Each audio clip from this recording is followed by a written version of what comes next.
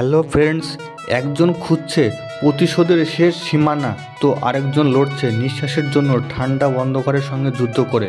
আবার অন্যজন জড়িয়ে পড়েছে রহস্য, অপরাধ আর অদৃশ্য ভালোবাসার খেলায়।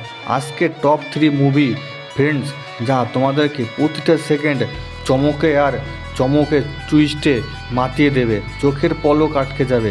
চলো জেনে নিই টপ 3 মুভি কী কী। মুভি নাম্বার 3, মহারাজা। একজন সাদাসিধে স্ত্রী মারা যাওয়ার পর সে তার ছোট মেয়েকে মানুষ করছে।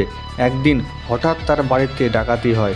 ডাকাতরা শুধু একটি লোহার ডাস্টবিন নিয়ে চলে যায়।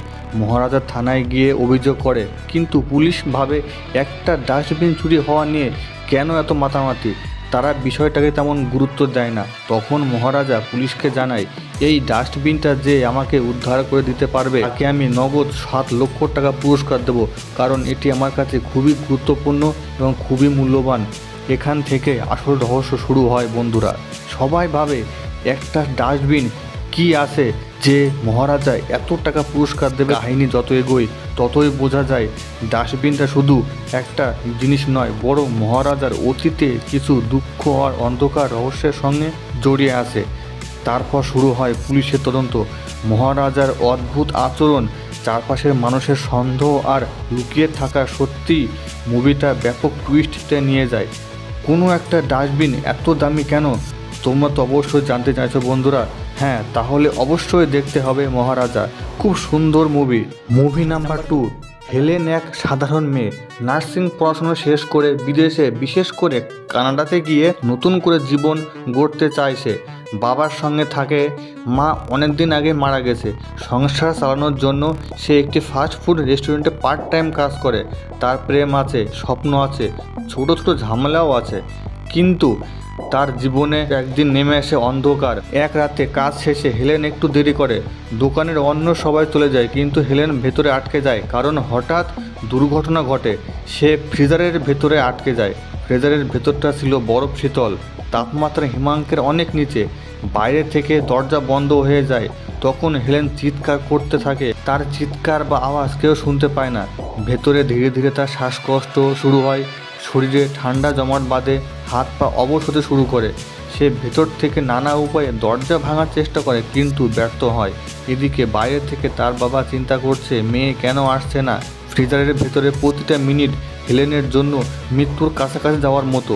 পরিবার তাকে খুঁজছে একদিকে, আর অন্যদিকে তার বাঁচার সময় ধীরে ধীরে কমে যাচ্ছে। এবার ব্যাপারটা হলো, এই হার হিম করার সময়ে কি হেলেন বাঁচতে পারবে? যদি বাঁচে সেটা কি করে সম্ভব? নাকি ফ্রিজারের মধ্যে তিলে তিলে মৃত্যুর কাছে হেরে যাবে হেলেন? জানতে হলে বন্ধুরা must watch Helen. IMDb rating অনুযায়ী 7.7 আউট অফ 10। মুভি নাম্বার 1, কালিম্পংয়ে সাধারণ জীবনযাপন করা এক সিঙ্গেল মাদার মায়া। হঠাৎ সে এক খুনের ঘটনায় জড়িয়ে পড়ে। খুনটা ঘটে তার নিজেরই ঘরে, আর মৃত ব্যক্তি পুলিশের সঙ্গে যুক্ত ছিল। তখন মায়ার পাশের বাড়ির শান্ত সৌম্য গণিত টিচার নরেন্দ্র এন্ট্রি নেয়। বাইরে থেকে নরেন্দ্রবাবু সাধারণ মনে হলেও তার ভেতরে লুকিয়ে আছে এক অদ্ভুত ও আশ্চর্য দক্ষতা। এই দক্ষতাকে কাজে লাগিয়ে সে মায়াকে বাঁচানোর চেষ্টা করে নরেন্দ্রবাবু। অন্যদিকে এই খুনের ঘটনা তদন্তে নেমেছে পুলিশ অফিসার কৃষ্ণা। সে মায়ার চারপাশ ঘিরে রহস্যের জাল উন্মোচন করে। প্রতিবার সে সত্যিটা হাতের মুঠো পেয়েও রহস্যের মতো হারিয়ে যায় সেই প্রমাণগুলো।